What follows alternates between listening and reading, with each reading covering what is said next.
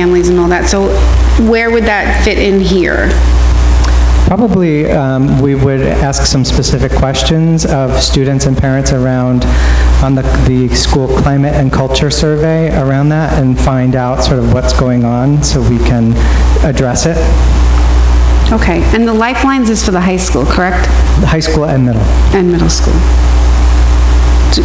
We don't have anything in the Village in Indian Hill. What's that? Do we have a program for Village in Indian Hill? A suicide prevention program? No. Lifelines is a suicide prevention? Okay. Lori?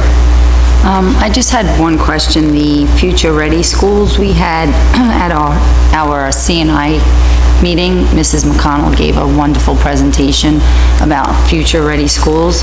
I was wondering if we're planning to have her present to the public? Yeah, definitely. Okay. Mr. Sokol actually mentioned that as a need, and so probably before we sort of really kick into high gear with this goal, I would have her come to a board meeting and do a presentation for the public. Vicki? So under student achievement, is it possible to evaluate, and will any of these evaluate the learning environment to ensure that we're maximizing student achievement in terms of, and you know what I'm gonna... Class sizes? There you go. Yeah, I mean, I think that will be part of the goal. I tried to figure out how to actually word that in there, but it's definitely on the radar in terms of maximizing learning time. Because if we have large class sizes and small pockets of learning time, that really does impede, the two factors together really create a problem. Yeah, so I hope that we would get a report on that, because I mean, we don't know what the class sizes are yet for this year, but we will next meeting when we get our green sheets. Correct. And they'll tell us if we still have 26s and 27s hanging around here. So I would think that would help and inform a lot of this discussion. Yep. And my second is on, in evaluating academic achievement, where does the special ed department fit in? Would that be an enhancing articulation among and between grade level staff, schools, and disciplines? Yep. Okay. And we talked about that a little bit at our retreat, Right. about how to roll in special ed with doing those things, so.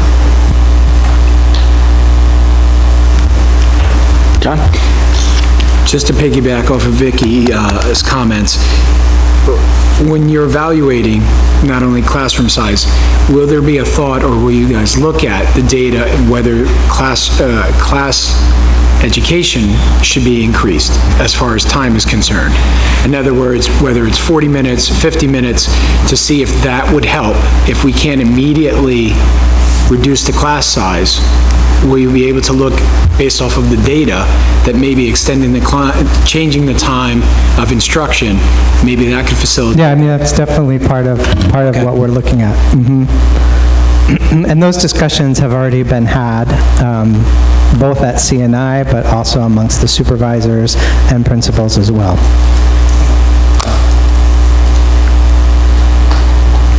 Okay. So what really I'm presenting to you tonight is a synthesis of lots of different strands of discussions, of data, of my own sort of first-year observation of the district as superintendent. And as I said, are these all things that we think we can achieve in 1 year? I think a couple of them are multi-year goals. But I think we're going to be able to move on each of these and push on each of these in some manner this year. So, just one other quick note. I know on the student achievement ones, we've focused on, you know, special ed and then the gifted and talented, and I know we've, in the CNI meetings, we've talked about the, I don't know what you want to call it, the in-between general ed population, and I think it's captioned in here, but I just wanted to emphasize it again, that we want to create, and I know you're looking at this from a data because he showed it to us, so mechanisms for measuring and understanding everyone, including that middle kids that, and improving their educational performance throughout the school. So I'm just wanted to note that as something that I think we need to make sure that it's captured in these goals, but it's not really spelled out specifically because it's inherent in them. But, and then the only other question I had for you is, like you said, this is a pretty aggressive set of goals, right? But it's also spread out through a lot of people in this district and covers some different areas, which I just want to confirm with you that this isn't, in the past, we've had kind of focus goals, either athletics or arts or that kind of stuff. This is a very much of a broad set of goals from the administration. My question back to you is having such a broad set of goals going to, how do I put this? If we're not focused enough, are we gonna be too, trying to boil the ocean at this thing? No, because I think, in talking with Dr. Seeley, that these are all, so these 4 umbrellas are all really sort of the pushing points where we're pushing towards. So I think each of these items are contributing to the greater goal. So I don't think it's going to dilute it. So every group, every section within the district has its own focus within this goal, and they're able to achieve that because they have their own, that's what I wanted to hear. Yeah, and we're, so we're also moving in a direction where our teachers, last year, for the first time, we took a step and set professional development plans for them in September, and it was the first time we ever did that. Teachers were doing their professional development plans in May the previous year, and so we sort of led them to a place of beginning to include references to district goals in their plans, and actually the state of New Jersey is actually moving in that direction where they're asking teachers to do that and expecting teachers to sort of all be pulling in the same direction, as opposed to pulling in, 500 different directions. Yeah, just to build a little bit on what Joe is saying, I would hope that as you're looking at this upcoming year with your administrators and their staff, that their own personal goals, professional goals for the year are connected to these goals, and that there's a little more metrics-driven component to this from that level, so that, coming back a year from now, you can show which goals we succeeded in, but probably more importantly, since many of these are multi-year goals, you can show the level of progress. And I think it's a good thing for our administrative staff to have these type of goals as part of their overall objectives for measurement, because I think it's a good growth experience for them. Good scorecard experience. Changing? I want to confirm with you about that Future Ready School. For this year, we only focus to receive that certification, right? Only. Just it's New Jersey certification, then there's national certification, so we're focused on New Jersey. So, did we mention that? Just Yeah, it says for the state certification. Only state. Okay, I'm very, very happy to see this. At the last retreat, I mentioned that. 3 of our board members attend that technology conference, and our commissioner of education came to the meeting, give us a big presentation. I think she mentioned a lot of details, what she's looking into it.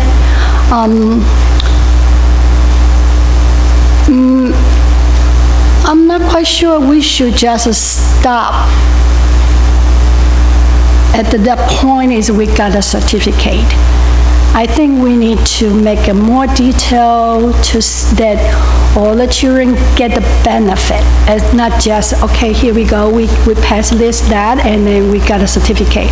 I think that should not be our goal. Well, I mean, it's a very rigorous set of rubrics that we have to complete in each of those 3 areas, and that we have to demonstrate evidence for. They're not just giving certificates away for filling out a form. It's a pretty rigorous process. Right, so how long, I think there's a timeline, right, for us to complete the certification.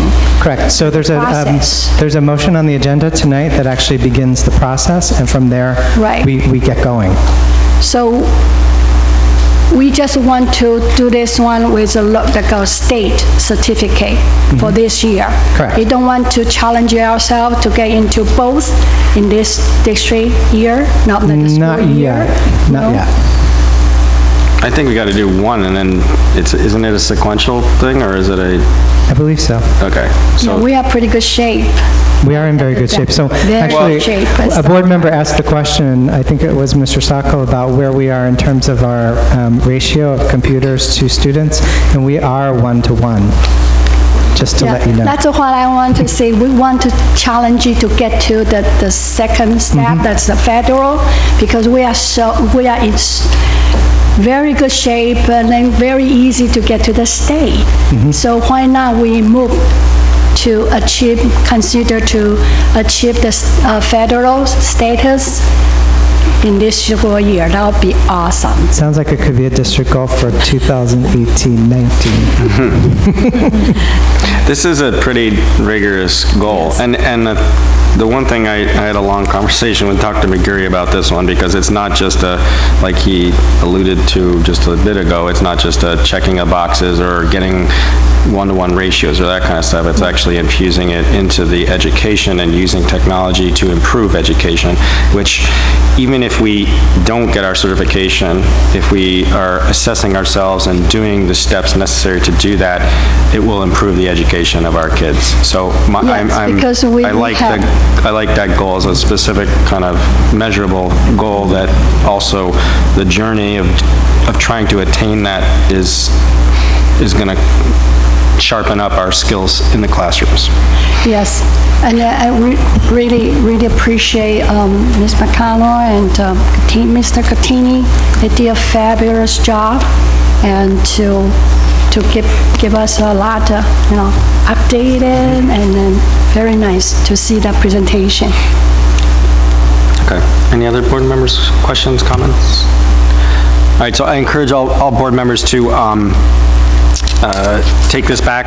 I'm sure everybody needs to digest and think about this and provide some inputs and thoughts into it, and provide your comments or questions to to Dr. McGarry, and we can edit or modify or add, crisper measurements to these goals as necessary as we go forward. So, Because then the process would be, we have a district goals policy that these then would get, the policy would be revised to reflect the annual goals, so, which we would do at our September 27th board meeting. So we have some time. okay. Okay, great. Thank you, Dr. McGarry. Any other comments? On behalf of the administration, I want to wish everybody a happy and fulfilling start to the new school year. Oh, and don't forget to vote on September 26th. All right. Okay. All right, next up, do we have a HIB report? I guess not, right? No HIB report tonight. Okay, committee reports. Do we have any committees? Mrs. Klein. I'll go first because I have to read 2 committee notes. What did you say? You moans. August 15th and the 28th. Okay, I'm saving paper here. Okay, so going back of what Robert said, we had a Future Ready presentation by Karen McConnell and Anthony Gattini. They had a slideshow on how we were getting our district future ready. So I'm going to give you the steps of how we're going about it. The first stage is the commitment phase. The superintendent signs the Future Ready pledge, a motion is approved at the Board of Ed meeting, and then the commitment form is submitted. The next step is the certificate phase. A district-wide Future Ready, thank you, committee will be formed, then a school participation letter, and a school commitment form. Karen McConnell will lead the committee. She was elected by the New Jersey Department of Education to also serve as a member of the statewide committee, so she will have great insight into the process. The committee meets and decides on evidence collection, including education and classroom practice and technology support and services. Next, the committee submits evidence, possible indicators followed by an evidence review, and finally, an award ceremony at the school board's convention. That's that. Memorandum of Understanding between Homedale High School and Rutgers School of Health Professions, and then a Memorandum of Understanding between the Title III Consortium Fiscal Agent in Eatontown. Homedale and Eatontown are once again uniting together to coordinate the grant funding. The amount of funding between the two districts is over $10,000. Let's see, textbooks, curricula, and handbooks. 2 textbooks are on the agenda for approval, grades 9 through 12, healthcare and nutrition. Mrs. Liu inquired about which teachers from the high school will be teaching the health course. Dr. Seeley will confirm the teachers with Mr. Logren. Handbooks. Each committee member was assigned a handbook to review. The committee discussed that the wording in the handbook should be consistent. For example, some of the handbooks read Homedale Board of Education or Homedale School District. We suggested that the handbooks look similar across the district. We also discussed the time allotment for homework in Village and Indian Hill. Currently, 1st and 2nd graders should not have more than 20 minutes of homework, but 3rd graders should not have more than 40 minutes of homework. The committee discussed how this is subjective and different for each student. Some kids take longer to do homework, some take less time, so we just had a conversation about that. Okay, let's see, curricula writers. Every year, the district approves the curricula. In addition, we approve revised curricula. The curricula writers are Sean Bemke, 5th grade science, John Coriat, Dana Donovan, and Matthew Getke, music, sound, tree training. Additional curricula for this summer, Italian 2 by Elizabeth Malepsy, and French 2-3 by Lawrence Cogger.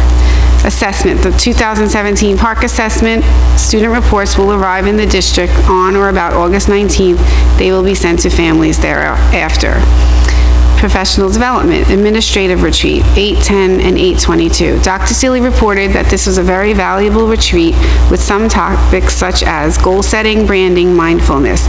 There were a lot of engaging conversations, many child-centered conversations, and it was a great day. And Dr. McGarry did a fantastic job of leading all the sessions. New teacher orientation, 8:20 to 8:30. Dr. Seeley and supervisors presenting 6 different 45-minute workshops on the 2nd day. New this year, Mrs. McConnell will spend extended time with the new teachers to work on developing their websites so that they are most informative to the parents and students. Funding and donations. ESEA grant funding, Title I to IV for 2017-2018, they're listed on the agenda. The Homedale Runner Jumper Club donation follow-up. We recommended the motion to approve a non-monetary donation of t-shirts valued at approximately $1,500 from the Runners, Jumpers, and Throwers Club for SAT school students. Dr. McGarry will follow up with the committee at follow-up meetings in 2 weeks. Okay, honors placement update. On 8/1, supervisors notified parents of decisions, and on 8/14 through 8/16, appeals meetings were met with supervisors and Dr. Seeley. The honors criteria is being reviewed by administration, and they hope to be finished by the end of September. The honors criteria needs to be updated in the student handbooks. They will cite that the honors criteria is being reviewed for this year and for the 2018-19 school year. Our next meeting was August 28th at 3 p.m. Let me just get to that.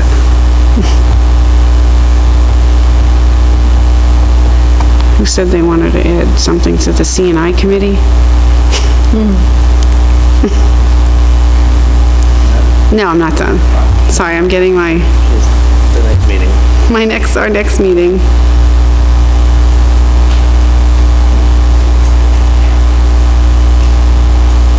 No, sorry, that's community relations. You want me to read them for you, Eileen? My community relations ones are popping up.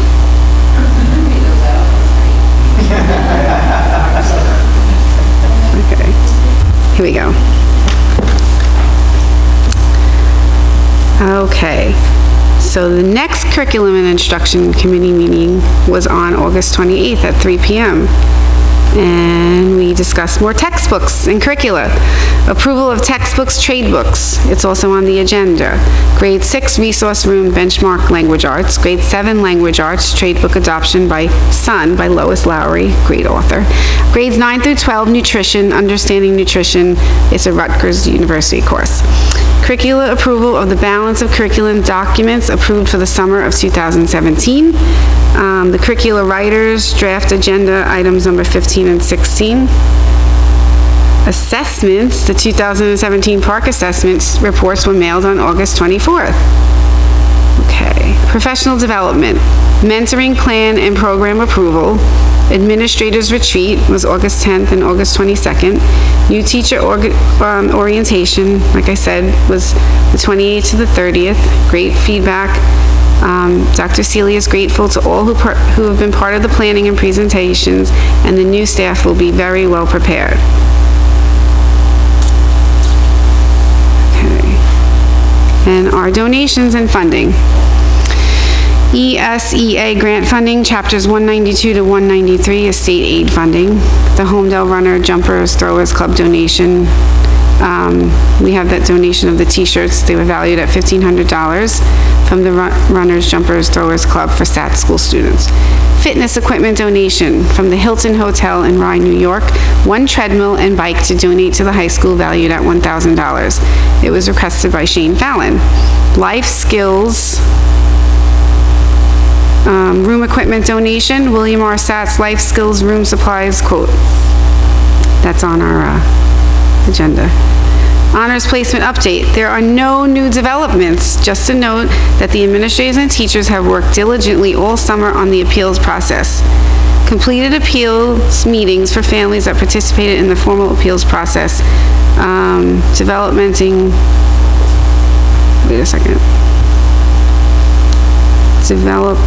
recommendations for appeals process for 2018. Okay, they're working on that. A few committee members asked Dr. Seeley to note that the parent portal should be updated on a regular basis, especially at the high school. And then I discussed, which I've discussed a lot, is that I think we should change the name of Math 8 to pre-algebra next year.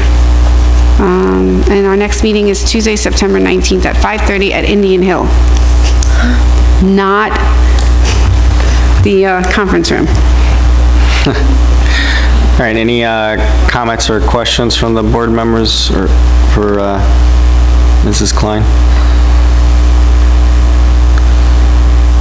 The only other comment I would have is I think the administration has said as of September 30th, the honors assessment is what they're going to be, is their goal to get the next year's honor assessment clarified and out to the community. So we look forward to hearing, I guess, on the September 27th board meeting, some more feedback on that. So any other comments? Oh, Dr. McGarry, you have a comment. I do, just as evidenced by the report and the amount of work that has happened this summer in terms of curriculum instruction and our new staff orientation. I want to publicly thank Dr. Seeley for jumping on board so quickly and so masterfully handling so many different things in a very short period of time. So thank you very much. Yeah, thank you. Okay, any other committees? Eileen.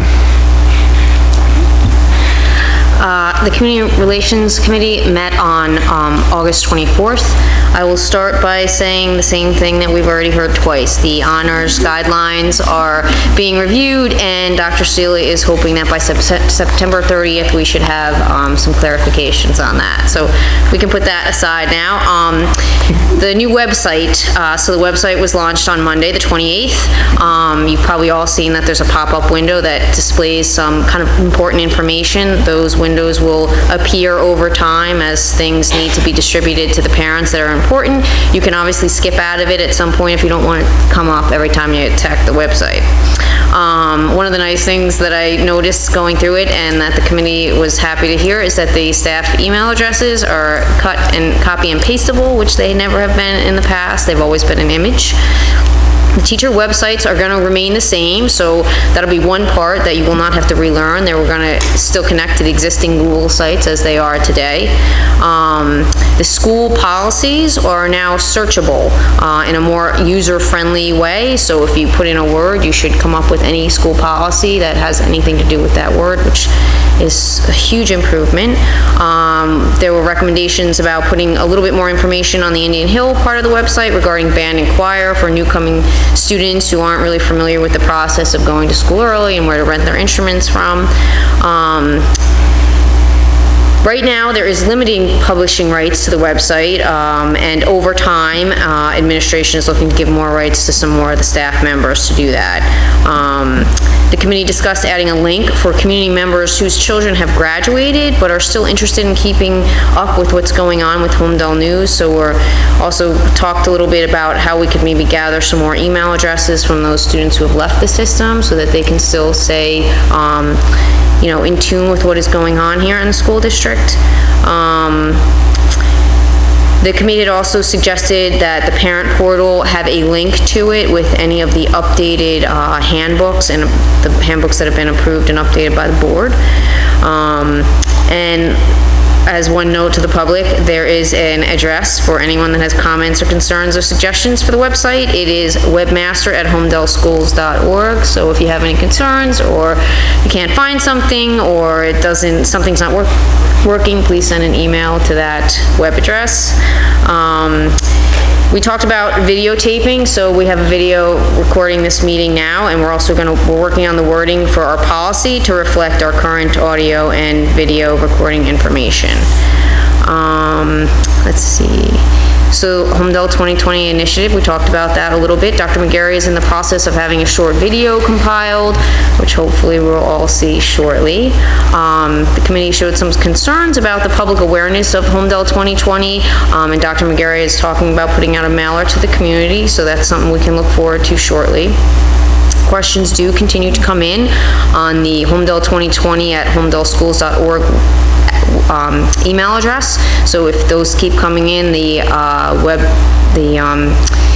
website will be updated to reflect those questions. So that's ongoing. Dr. McGarry will be meeting for the first fall Half Century Club on September 19th at the Senior Center.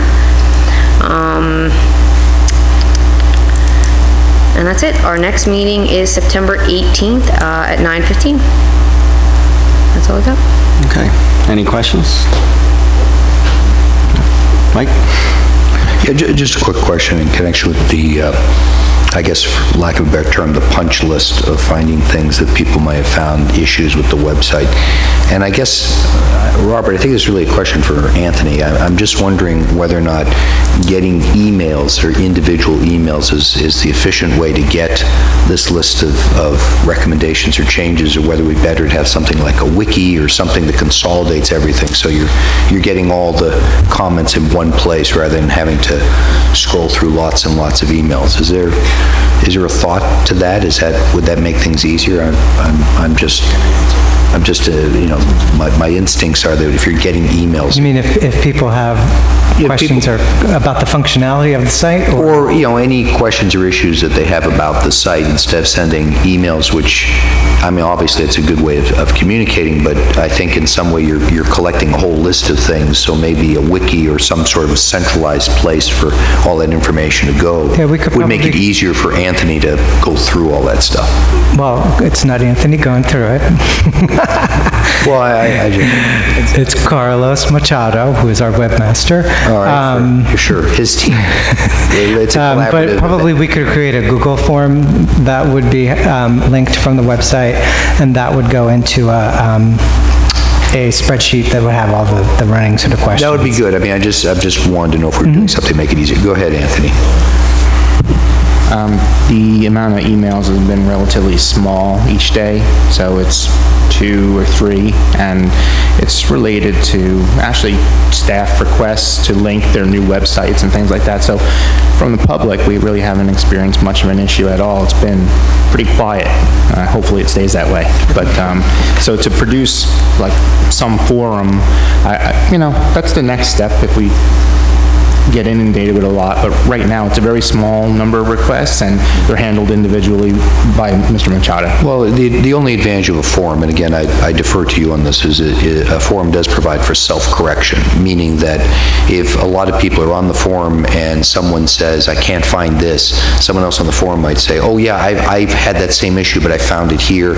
And so that's one of the nice things about trying to, use social media in essence to collect information. Other people may have the answers, so you don't have to track them. Your team doesn't have to track them down. We'll definitely talk with Carlos about that. Great, thanks. Any other questions for CR? John, did you? Okay. Any other committee reports? Mrs. Flynn? On August 28th at 5:30, the Budget and Finance Committee met. On tonight's agenda is a resolution to approve our participation in the MCIA Pooled Equipment Capital Lease Program. This allows us to make purchases at a more efficient rate to finance the cost of certain capital equipment in a pooled manner. And I think it was attached to our agenda, our package on last Friday. But to give you an idea, there was multiple technological type purchases. There was an auditorium ClearCom wireless microphone, snowplow, trucks. I wrote bucket list. It wasn't a bucket, it was a bucket truck. I wrote bucket list on my notes. Anyway, for a total of financing this year is $799,000 and change. And Dr. McGarry's already stole my thunder on this line. The committee, we agreed that it was important to report out tonight that with sufficient accuracy, our computer to student ratio, which is 1-to-1 going into the school year. So yay for us. Transportation update. Mr. Patrizio provided the committee with an update on the transportation contracts and steps that we're taking this year to secure those contracts. You'll note the resolutions that are on the board agenda this evening to approve the remaining transportation contracts for all of our providers.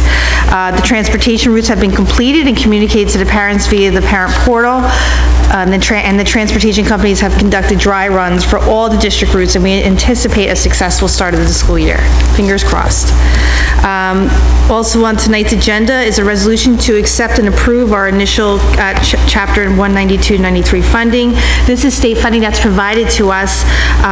It's provided to us for the non-public schools within our district. We also, tonight, there's a resolution for the approval and submission of the ESEA grant, which C and I talked about. We also talked about the CAFRA report. Field work is starting for our annual audit, which is scheduled for the first week of October. Mr. Patrizio provided us an overview of the ending board secretary report and closeout process to prepare for the audit. And we finally discussed the staff accountant position, the new hire that's on our agenda this evening. And finally, we scheduled a meeting for Friday, September 22nd at 12:30 p.m. We never do that. That's why I said it with such emphasis. Okay. Any questions on BNF? Okay. Any other committees? One more. Pete. I will be fast. The Buildings and Grounds Committee also met on Monday, August 28th. Somewhat overlapping conversations and discussions. Transportation, won't repeat it. The only thing we did discuss is that the administration and district leadership, as we do every year, ask the parents to have a little patience the first few days.